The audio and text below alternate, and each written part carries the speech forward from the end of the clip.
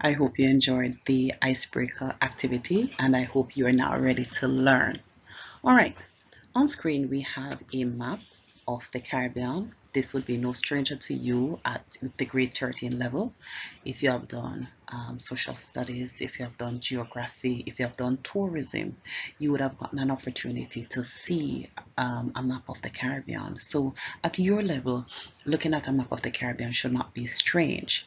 My question now is, do you actually know where each islands are located, and to some extent what are they known for? Additionally, do you actually know what the flags of each Caribbean country looks like? And so we want to ensure that you do pay attention to these details. All right, in case you should be given, say, a map of the Caribbean on the map, whether on, sorry, on the external examination, especially in the paper one section, where they might ask you to label probably like a Caribbean country, you should be able to do that. Or should they give you a flag, you should be able to identify which Caribbean flag that is.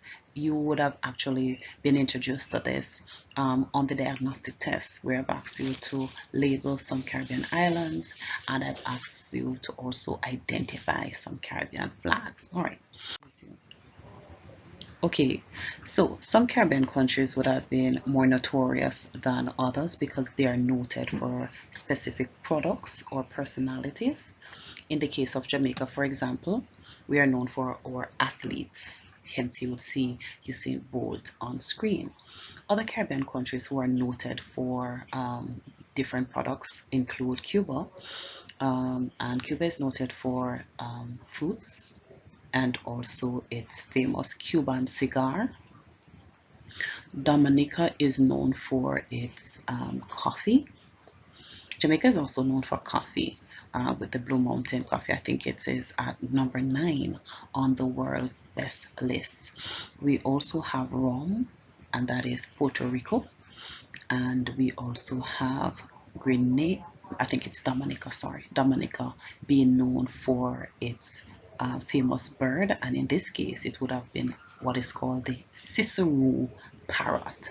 The Cicero parrot. Other Caribbean countries would have been known for their spices, such as Grenada. Hence, you would see a nutmeg on their flag. All right. Other Caribbean areas are known for their beauty. The Virgin Islands is ideal for what is called yachting or sailing, and you would have seen that. Barbados, not on screen, it's there behind the parrot. It's known for its flying fishes, and also the Caribbean water in general is ideal for cruise shipping. Hence, it would not be strange for the different Caribbean countries to be visited by various cruise ships. All right, so things that I want you to pay attention to. I want you to pay attention to where the different islands are actually located. I want you to be able to name them, to identify them, even if they're given to you on a blank map of the Caribbean, be able to actually name them. All right, the Lesser Antilles would actually be a challenge, but if you give time and if you pay attention and you actually give time to it, to study them and to study their location, you should not have a challenge. I also want you to pay attention to the different flags of the Caribbean countries and know if somebody show you a flag of any Caribbean country, you should be able to identify which Caribbean country that is.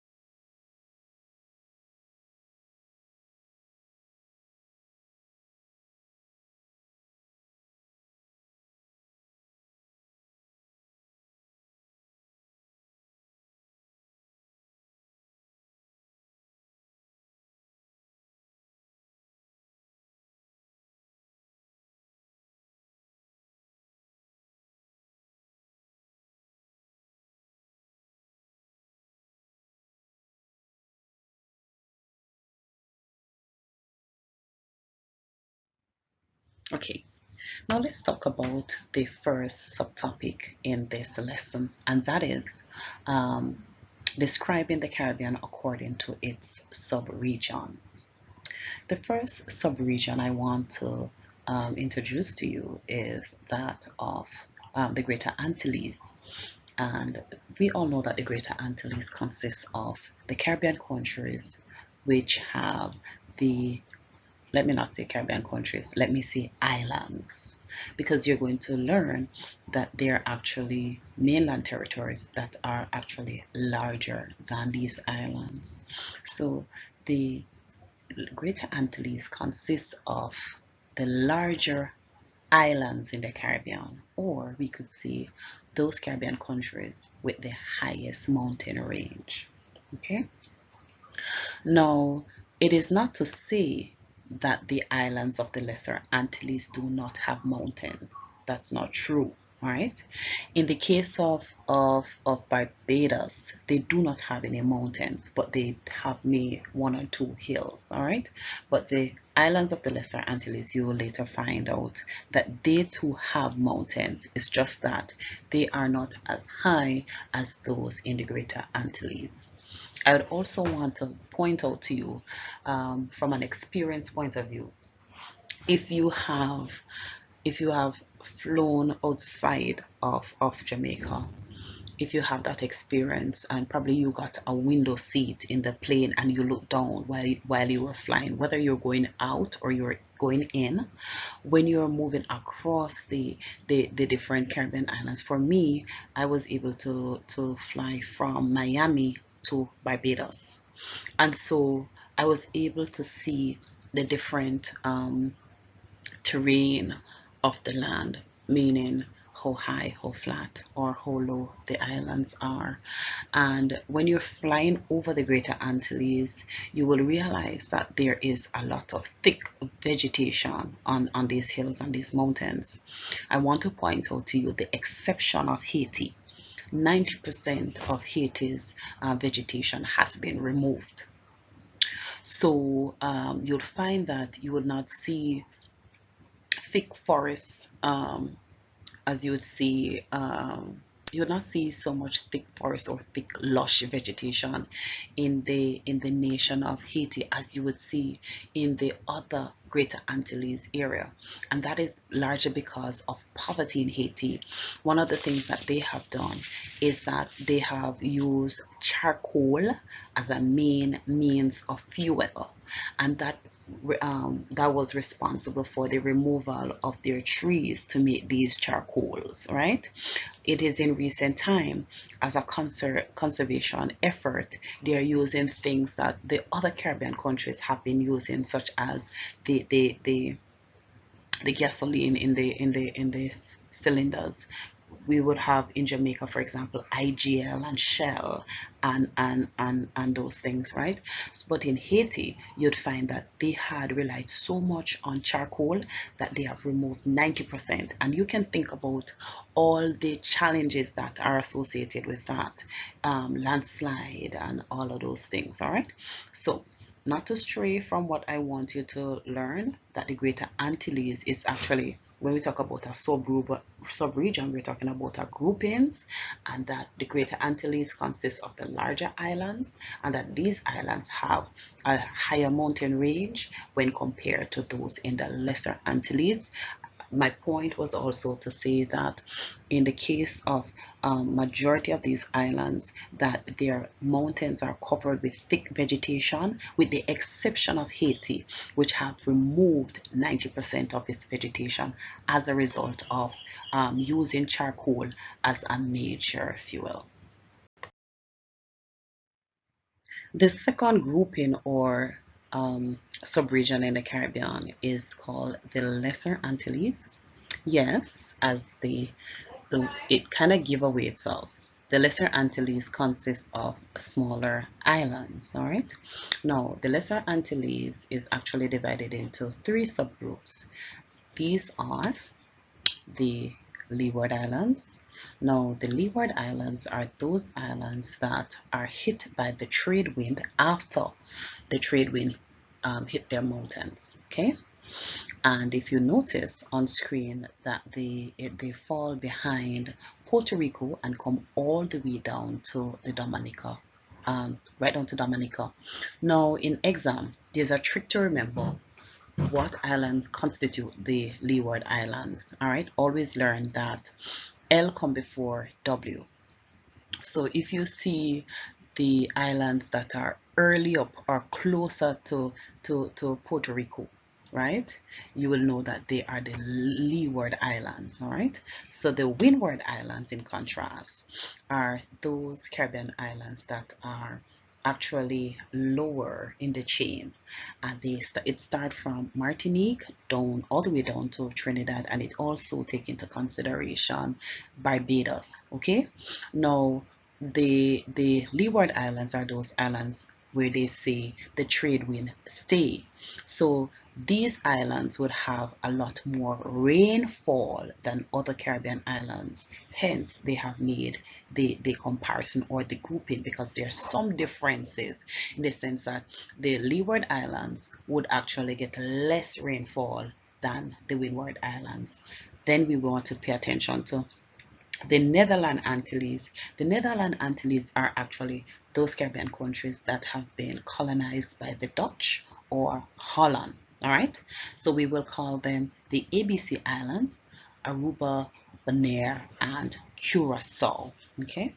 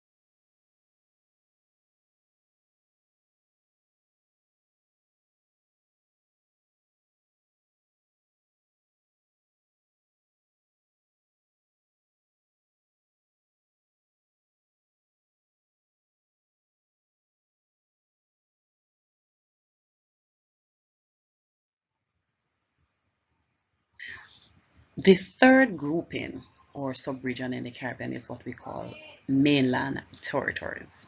Okay, so these are Guyana, Belize, Suriname, and French Guyana. Now, if you look at the map, you'll realize that Belize is located in Central America. And you'll see that Guyana and Suriname, French Guyana should be beside Suriname. They are actually located in South America. So you're wondering, how did Belize, Guyana, Suriname, and French Guyana, they are not located in the Caribbean basin? They are not islands. They are not surrounded by the Caribbean Sea. In the case of Belize, Belize is washed by the Caribbean Sea.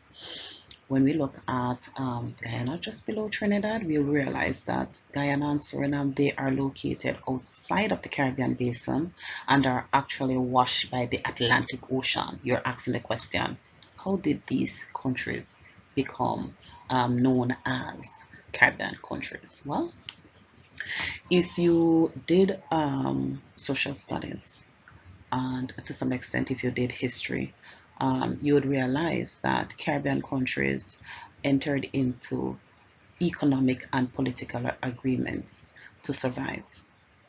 And I'm speaking specifically of CARICOM, and it will come under the topic of regional integration. We'll do that topic later. So what actually happened is that in order to survive the challenges posed by globalization, these Caribbean countries decided that Belize, Guyana, Suriname, French Guyana decided that they wanted to cooperate with the islands of the Caribbean. And so they entered into agreement with these islands. And one such agreement would have been CARICOM. And they got their what you would call That's how they're classified, or sorry, they got their classification as Caribbean countries as a result of this economic and political arrangement. All right. So let me just say that in a nut. What I want to say in a nutshell: Belize, Suriname, French Guiana, they are located in Central America and South America, respectively. They are considered Caribbean because of economic and political agreement with Caribbean countries, and that is specifically CARICOM, and that is what classify them as Caribbean countries. All right, hence they are Caribbean countries and are considered mainland territories.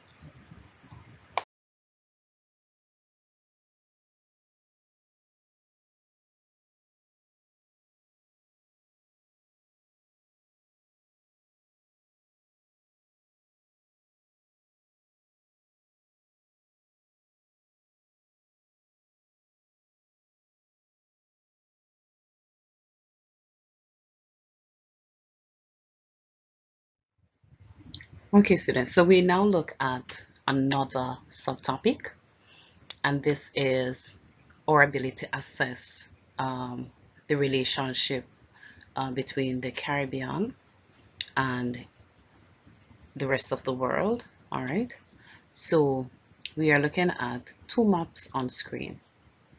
The the first map is a close-up of what the Caribbean looks like.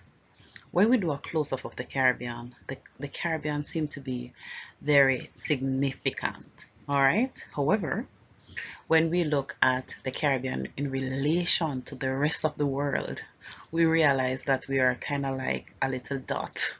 You understand? When you look at the map that's behind there, we'll realize that some of the Caribbean countries are not even visible. I can see Cuba, I can see Jamaica, I can see Hispaniola and Puerto Rico, and the others are so small that they don't even show when you're looking at the broader perspective. All right. Now, what does that mean? Let me first look at the relationship with the Caribbean and the rest of the region. What do I mean by rest of the region? So we see the Gulf of Mexico in the left corner. We also see the Pacific Ocean. All right. We in the right corner we see top corner we see the Atlantic Ocean. Now we're still looking at geography, right, in the explanation of our lesson today. And the geographical location of the Caribbean is significant to who we are.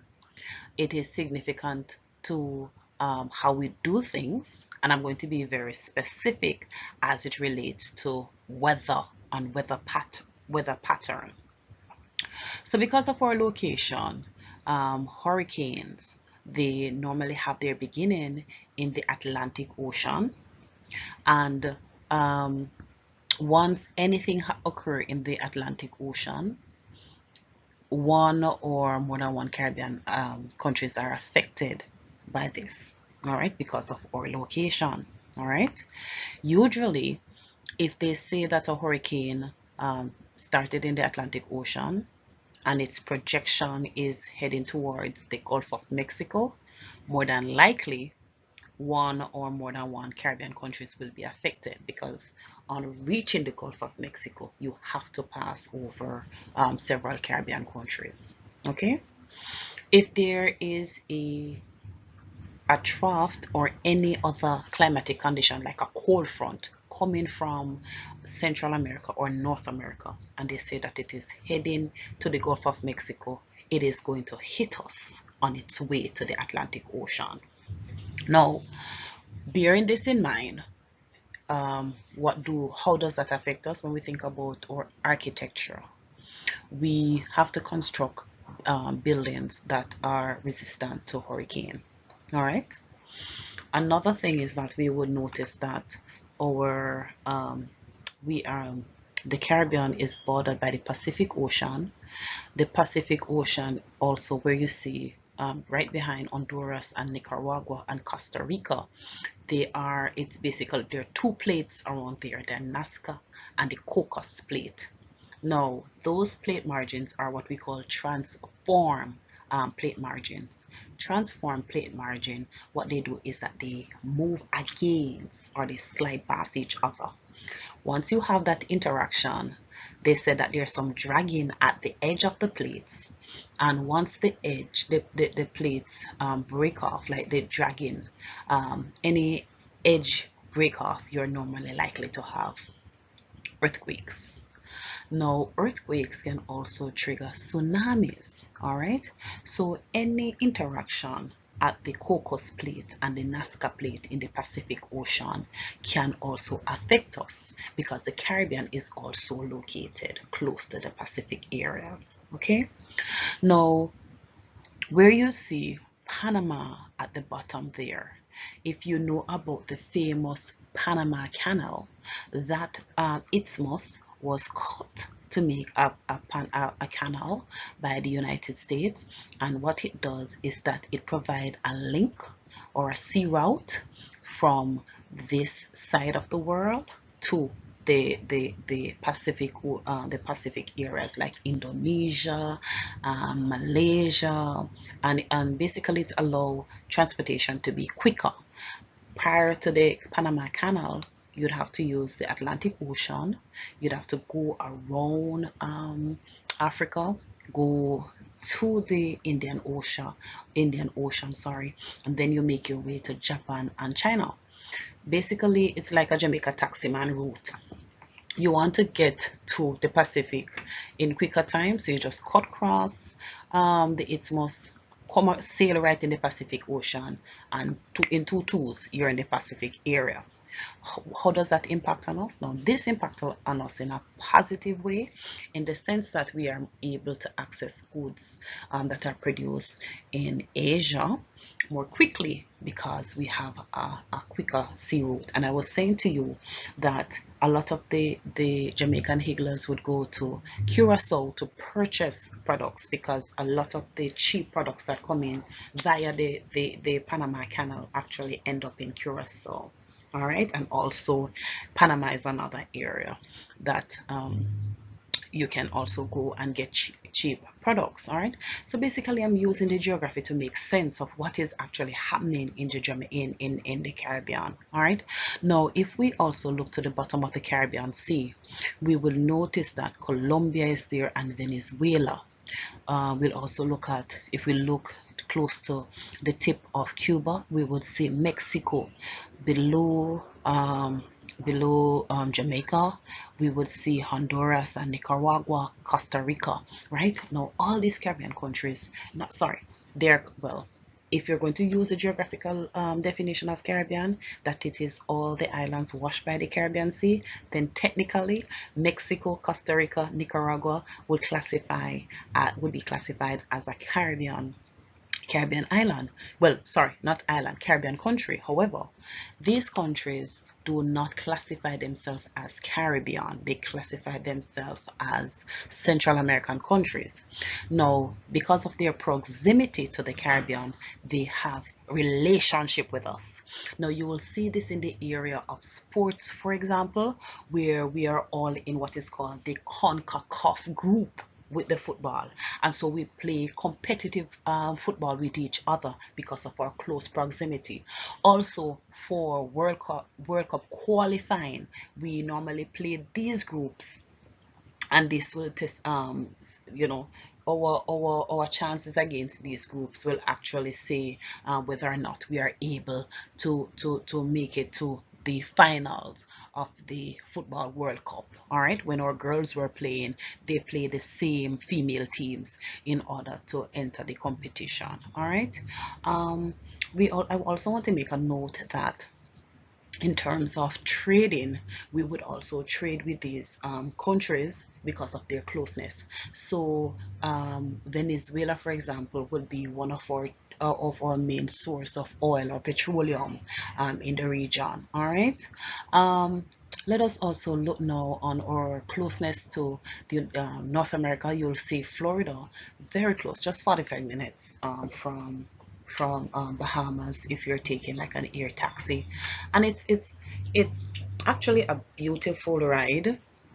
I personally don't like small craft, but when you are flying over it, it is beautiful. This Bahamas is made up of over 700 islands, and they are small. Some majority of them are small. They will look like keys, keys, and they have pearly white beaches. The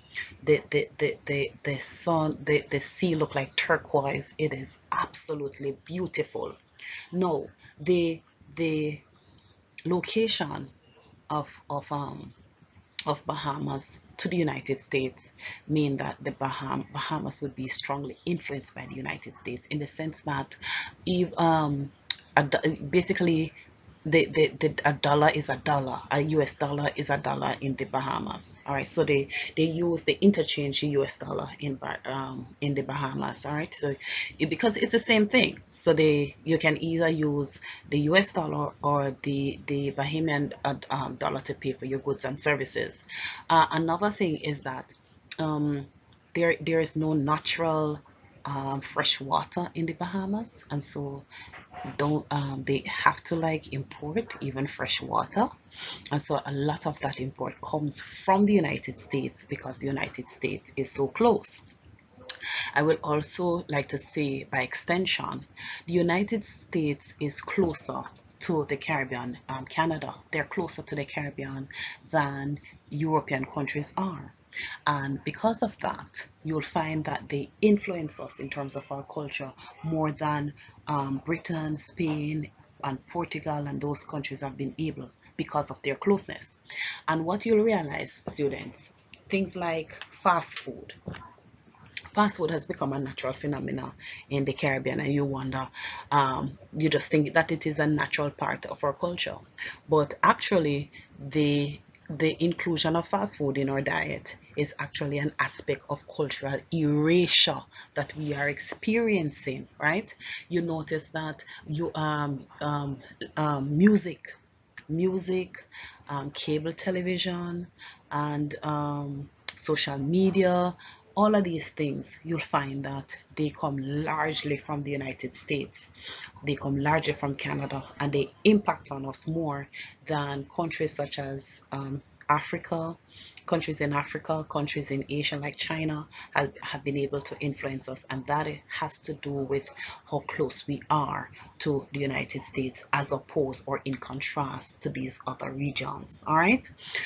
When we look at cultural erasure and cultural retention later, we will explain why aspects of our African culture has gone, and why there are strong attempts by our government to actually do things to replenish the African aspects of the culture, or aspects of the culture that we have lost and we have considered to be important to us in the Caribbean. All right, and just to say that the closeness of the Caribbean country is what makes it so difficult for us to differentiate between what is indigenously Caribbean and what has been imported from the north. Okay, um, as it relates to our impact on the rest of the world, as you see from the larger picture, we look so finite or insignificant on the map, that you find that we have been able to influence the rest of the world, but in small areas. So for example, in the case of Jamaica, we have done an excellent job with track and field and other areas of sports, right?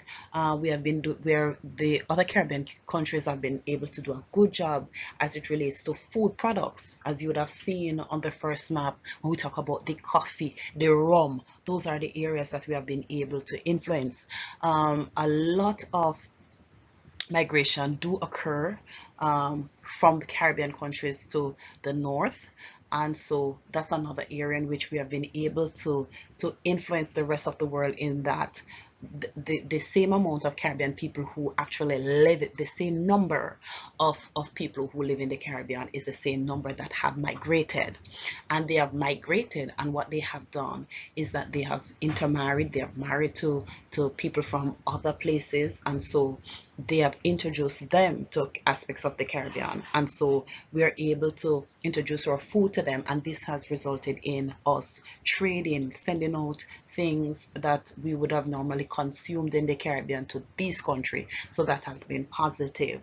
Another positive impact would have been in the form of remittance. Okay, so just summarizing, when we look at the location of the Caribbean in relations to the rest of the world, we see where when we pull up our region closer to our eyes, we believe that you know it is very significant to us. However, when we look at the Caribbean in relation to the rest of the world, we really look like ants, and as such, our influence is not as big as the rest of the world, especially the North, is on us.